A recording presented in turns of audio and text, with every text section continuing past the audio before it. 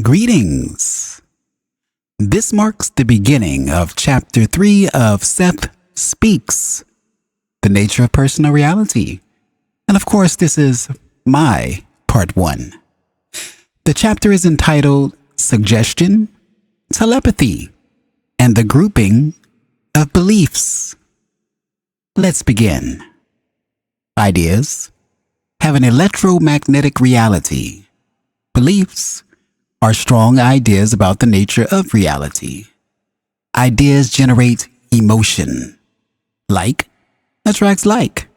So similar ideas group about each other, and you accept those that fit in with your particular system of ideas. The ego attempts to maintain a clear point of focus of stability so that it can direct the light of the conscious mind with some precision and concentrate its focus in areas of actuality that seem permanent. As mentioned in Chapter 1, the ego, while a portion of the whole self, can be defined as a psychological structure composed of characteristics belonging to the personality as a whole, organized together to form a surface identity.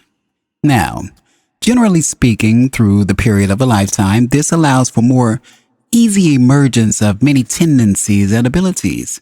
It permits more potentials to emerge than would otherwise be possible. If this were not the case, for example, your interests throughout life would not change.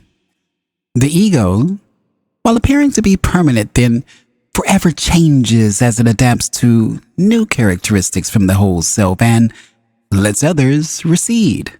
Otherwise, it would not be responsive to the needs and desires of the entire personality. Because it is intimately connected with other portions of the self, it does not basically feel alienated or alone, but proudly acts as the director of the conscious mind's focus. It is an adjunct of the conscious mind in that respect. Basically, it understands its source and its nature. It is a portion of the mind, then, that looks out upon physical reality and surveys it in relation to those characteristics of which it is composed at any given time. It makes its judgments according to its own idea of itself.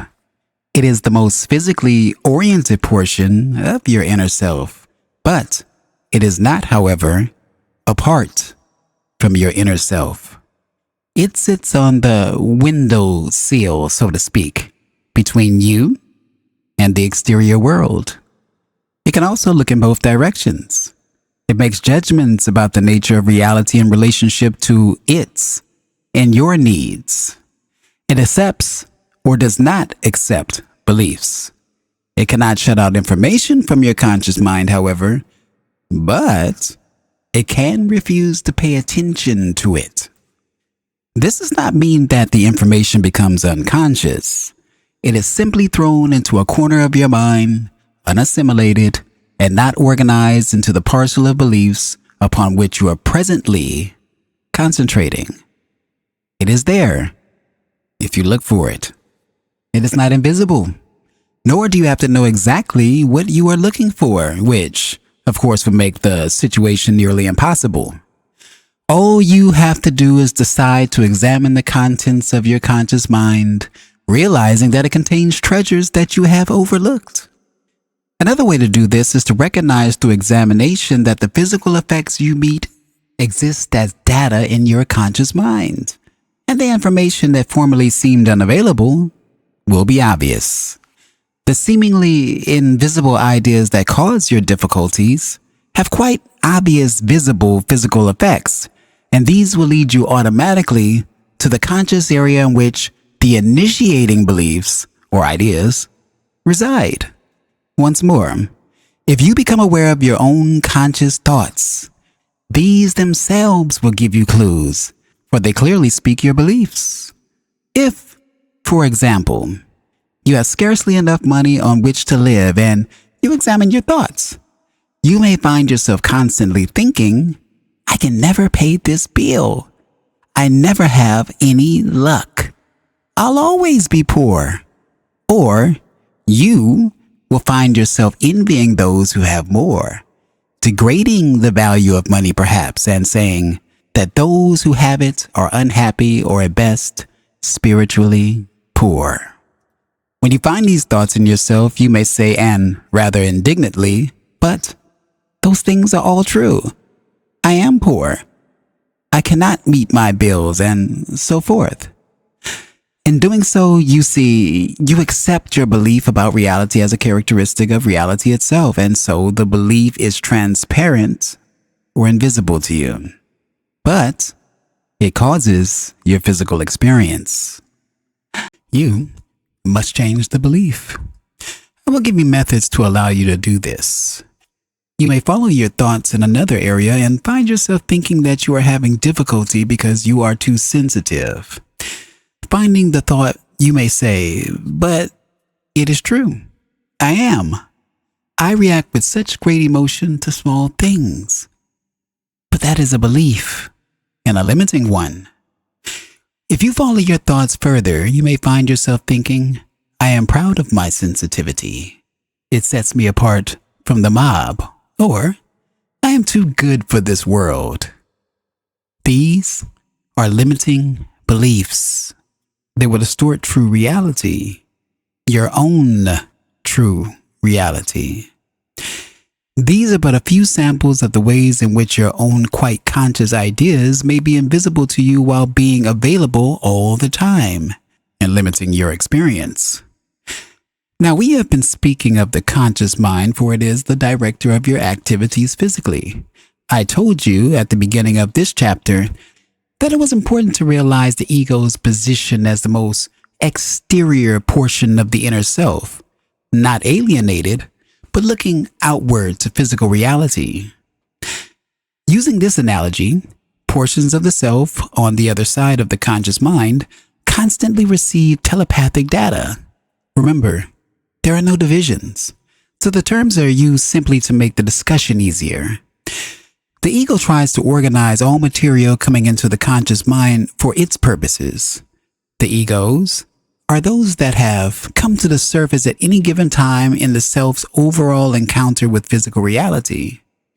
As I said, the ego cannot keep information out of the conscious mind, but it can refuse to focus directly upon it. Now, the telepathic information, using our analogy, comes through deeper portions of the self. These parts have such an amazing capacity to receive that some organization is necessary to sift the data. Some simply is not important to you. It concerns people of whom you have no other knowledge. You are a sender and a receiver. Because ideas have a electromagnetic reality, beliefs, because of their intensity, radiate strongly. Due to the organizing structure of your own psychological nature, similar beliefs congregate, and you will readily accept those with which you already agree.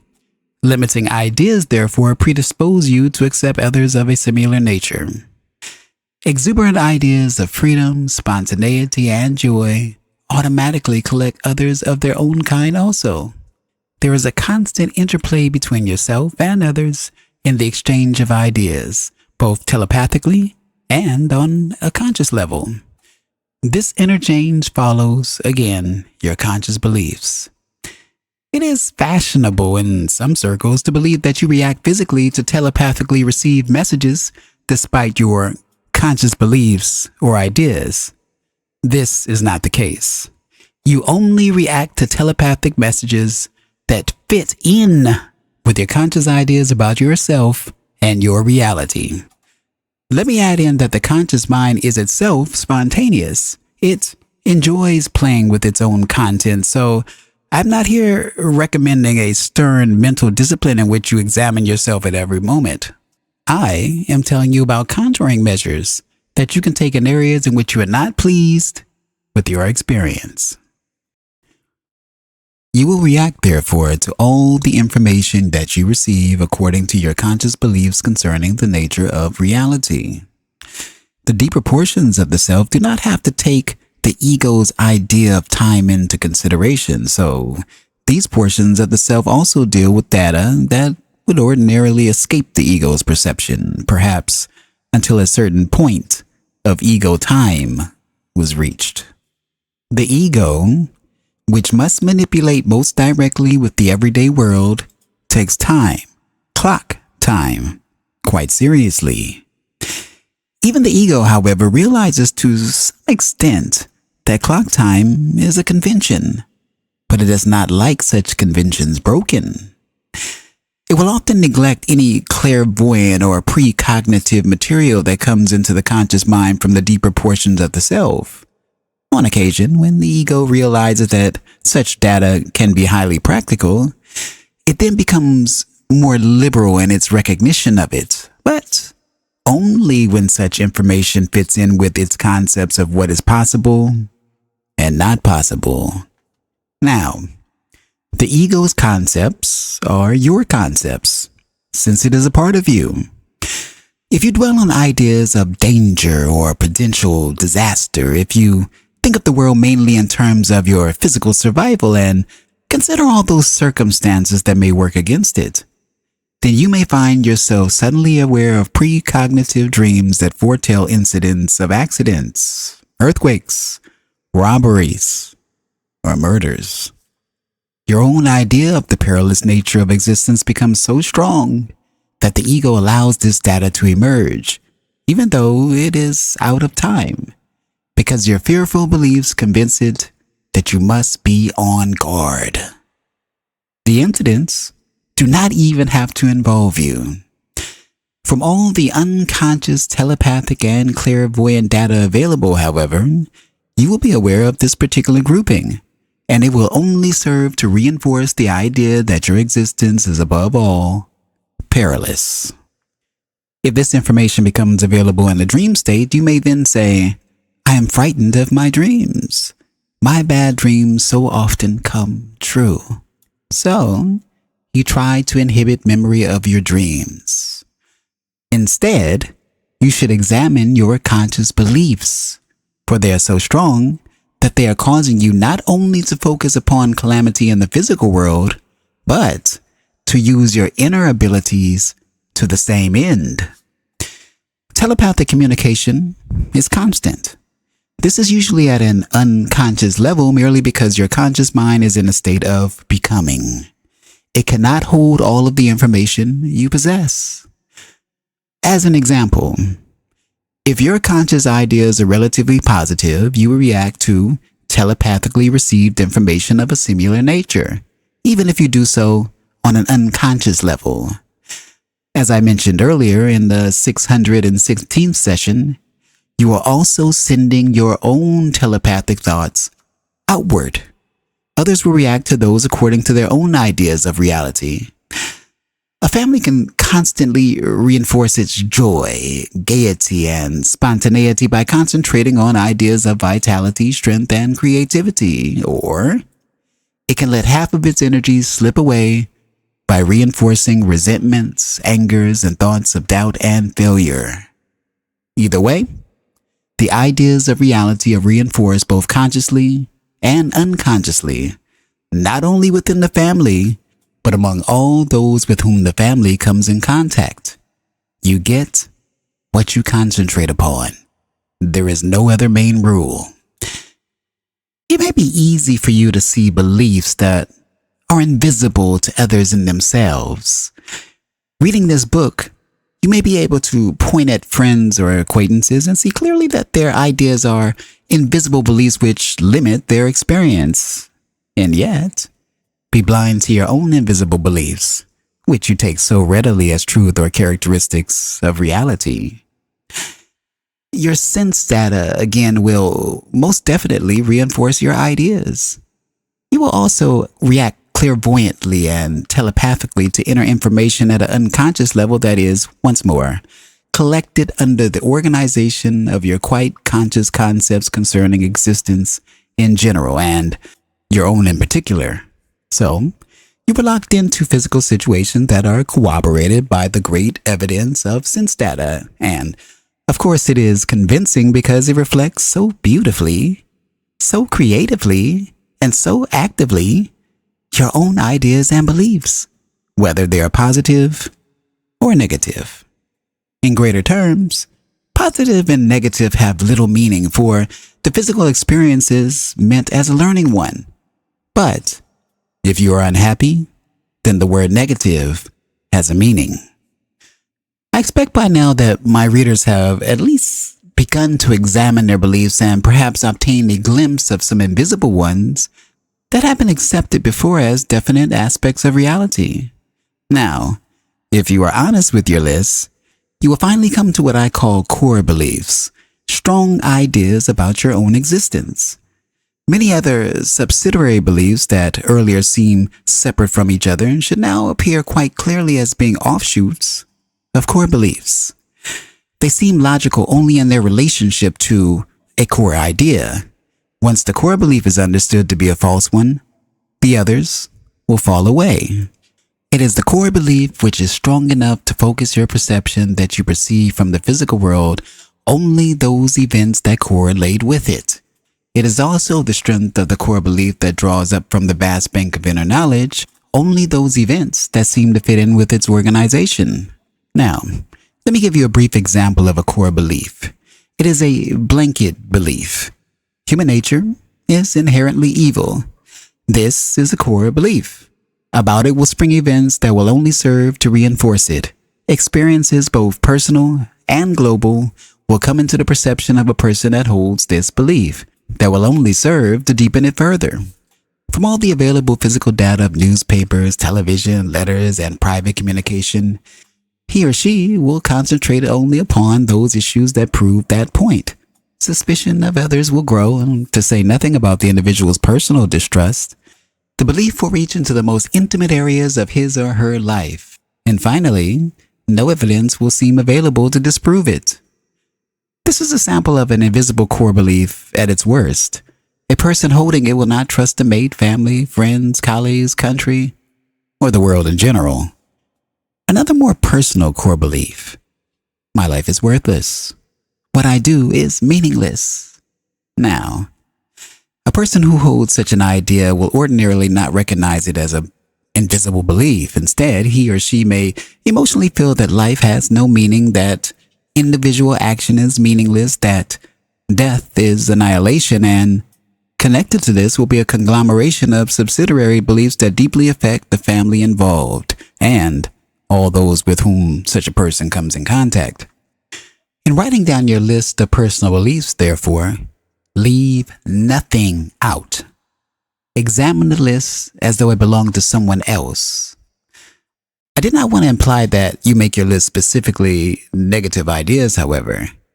It is of supreme importance that you recognize the existence of joyful beliefs and take into consideration those elements of your own experience with which you've had success. I want you to capture that feeling of accomplishment and to translate it or transfer it to areas with which you've had difficulty. But you must remember that the ideas exist first and the experience physically follows. You make your own reality. I cannot say this too often. There will be periods where all of your beliefs are at even par, so to speak. They will agree. The ideas may be quite limited. They may be false. They may be based upon premises that are not true. Their vitality and strength, however, will be quite real and seem to bring excellent results. Wealth is everything. Now, this idea is far from a truth. The person who accepts it completely, though, will be wealthy and in excellent health, and everything will fit in quite well with his beliefs.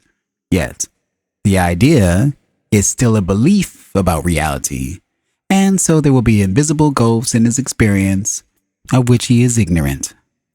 On the outside, the situation will look most advantageous, and while the person seems quite content, beneath there will be a gnawing knowledge of incompletion. On the surface, there will be balance. So, as your beliefs change, there will be alterations in your experience and behavior and points of stress, creative stress, while you are learning. Our rich man just mentioned may suddenly realize that his belief is limiting and that he concentrated upon it exclusively so that money and health became his sole aims. The shattered belief may leave him open to illness, which would seem like a negative experience, yet through the illness, he may be led to areas of perception he had earlier denied, and he may be enriched in that particular manner. The shifting of belief may then open him to question his other beliefs, and he realizes that in the area of wealth, for example, he did very well because of his beliefs. But in those others, perhaps deeper experiences opened by his illness, he learns that human experience includes dimensions of reality that had earlier been closed to him, and that these are also easily within his reach, and without the illness that originally brought them forth. A new conglomeration of beliefs might emerge. In the meantime, there was stress, but it was creative. Now here is another example. Your conscious thoughts regulate your health. The persistent idea of illness will make you ill. While you believe that you become ill because of viruses, infections, or accidents, then you must go to doctors who operate within that system of belief. And because you believe in their cures, hopefully you will be relieved of your difficulty. Because you do not understand that your thoughts create illness, you will continue to undergo it, however, and new symptoms will appear.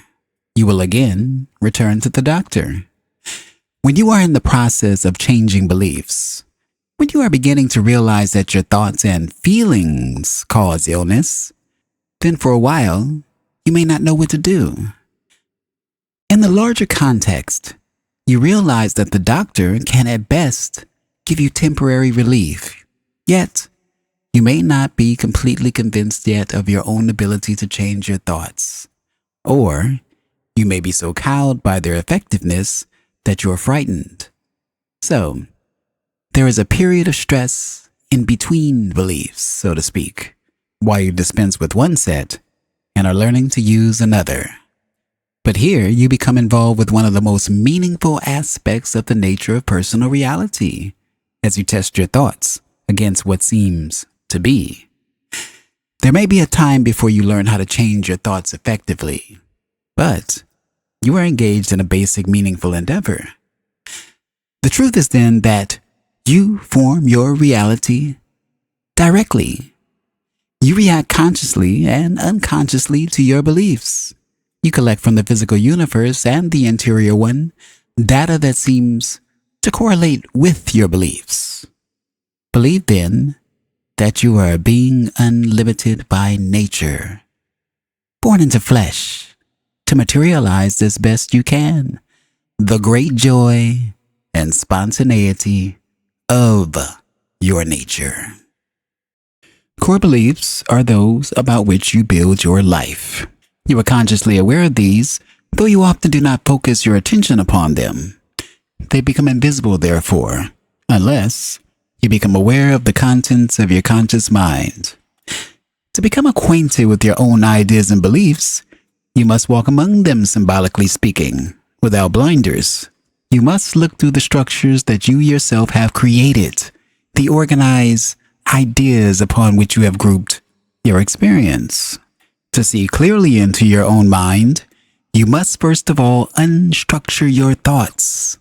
Follow them without judging them, without comparing them to the framework of your beliefs. Structured beliefs collect and hold your experience, packaging it, so to speak. And so when you look at any given experience that seems like another, you put it into the same structured package, often without examination. Such beliefs can hold surprises. When you lift up the cover of one, you may find that it is served to hide valuable information that did not belong there. An artificial grouping of ideas like paper flower can be collected about a standard core belief. The core belief, because of its intensity and because of your habits, will often tend to attract itself to others of a like nature. They will hang on. If you are not accustomed to examining your own mind, then you can allow separate growths of this kind to form about a belief until you cannot distinguish one from the other. This can develop to such an extent that all your experience is seen only in relationship to this idea growth. Data that seems unrelated to this core belief is then not assimilated, but thrown into the corners of your mind, unused, and you are denied the value of the information. Separate portions of your mind can contain such chambers of inactive material. This information would not be a part of the organized structure of your usual thoughts. Though the data is consciously available, you can be relatively blind to it. Usually, when you look into your conscious mind, you do so for a particular reason, to find some information. But if you have schooled yourself to believe that such data is not consciously available, then it will not occur to you to find it in your conscious mind. If furthermore your conscious data is strongly organized about a core belief, then this will automatically make you blind to experience that which is not connected with it. A core belief is invisible only when you think of it as a fact of life and not a belief about life. Only when you identify with it so completely that you automatically focus your perceptions along that specific line. For example, here is a seemingly very innocent core belief. I am a responsible parent. Now, on the surface, there is nothing wrong with that belief. If you hold to it and do not examine it, however, you may find the word responsible is quite loaded and collects other ideas that are equally unexamined by you. What is your idea of being responsible? According to your answer, you can discover whether the core belief works to your advantage or not. If responsible means I must be a parent 24 hours a day to the exclusion of everything else, then you may be in difficulty, for that core belief might prevent you from using other abilities that exist quite apart from your parenthood. You may begin to perceive all physical data through the eyes of that core belief alone. You will not look upon physical reality with the wonder of a child anymore, or with the unstructured curiosity of an individual, but always through parental eyes. Thus, you will close yourself off from much physical experience. Now, telepathically, you will also attract unconscious data that fits into this rigid pattern, according to the strength and stubbornness of this idea and whether or not you are willing to deal with it. You may narrow your life still further, all information of any kind finally becoming relatively invisible to you, unless it touches upon your parental reality. Now, the core belief just given is of one kind. You hold some basic assumptions that are also core beliefs. To you, they seem to be definitions. They are so a part of you that you take them for granted. Your idea of time is one. You may enjoy manipulating thoughts of time in your mind. You may find yourself thinking that time is basically different from your experience of it. But fundamentally, you believe that you exist in the hours and the years, that the weeks come at you one at a time, that you are caught in the onrush of the seasons. Naturally, your physical experience reinforces this belief. You structure your perception, therefore, in terms of the lapses that seem to happen between events. This in itself forces you to concentrate your attention in one direction only and discourages you from perceiving the events in your life in other fashions. You may occasionally employ the association of ideas, one thought leading easily to another. When you do this, you often perceive new insights. As the events fall apart from time continuity in your mind, they seem to take on a fresh vitality. You have unstructured them, you see, from the usual organization. As you apprehend them through association, you come quite close to examining the contents of your mind in a free fashion. But if you drop the time concept and then view the conscious contents of your mind through other core ideas, you are still structuring. I'm not saying that you should never organize those contents. I am saying that you must become aware of your own structures. Build them up or tear them down. But do not allow yourself to become blind to the furniture of your own mind. You can stub your toe as easily on a misplaced idea as you can upon an old chair. It will help you, in fact, if you think of your beliefs as furniture that can be rearranged, changed, renewed, completely discarded, or replaced. Your ideas are yours. They should not control you. It is up to you to accept those that you choose to accept. Imagine yourself then rearranging this furniture. Images of particular pieces will come clearly to you. Ask yourself what ideas these pieces represent. See how well the tables fit together. Open up the drawers inside. There will be no mystery. You know what your own beliefs are. You will see the groupings. But it is up to you to look inside your own mind and to use the images in your own way. Throw out ideas that do not suit you. If you read this, find such an idea in yourself and then say, I cannot throw this idea away, then you must realize that your inner remark is in itself a belief. You can indeed throw the idea away, the second one, as easily as the first. You are not powerless before ideas. Using this analogy, you will certainly find some furniture you did not expect. Do not simply look in the center of your inner room of consciousness and make sure you are on guard against a certain invisibility that was mentioned earlier in this chapter, where an idea, quite available, appears to be a part of reality instead. The structuring of beliefs is done in a highly characteristic yet individual manner, so you will find patterns that exist between various groupings, and one can lead you to another. The idea of being the responsible parent, for example, may lead quite easily to other psychic structures involving responsibility, so that data is accepted on its own value. You may even think that it is wrong to view any situation except through your parental status. The belief in guilt, therefore, will be a cementing structure that would hold together other similar core beliefs and add to their strength. You must understand that these are not simply dead ideas like debris within your mind. They are psychic matter. In a sense, then, they are alive.